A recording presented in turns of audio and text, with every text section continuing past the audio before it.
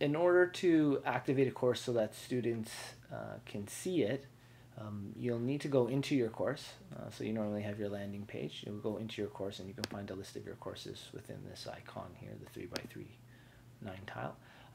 From there, you're going to go to this taskbar at the top, and towards the right-hand side, you have this wrench with this faceless person under Course Admin.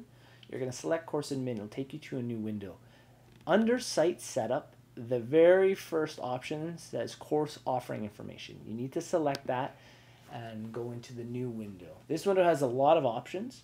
You're going to scroll about halfway down, and you'll see something that says Course is active. So if it's unchecked, you're going to need to select it so that your students can see the course. So you may have enrolled students into your class, and if you impersonate them, they can't see your class. That most likely the reason is because the course is not active yet. So make sure the course is active and then save it.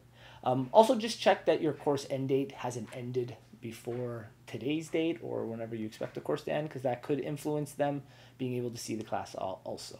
Go down to the Save button, select it, and your students now have access to seeing your course.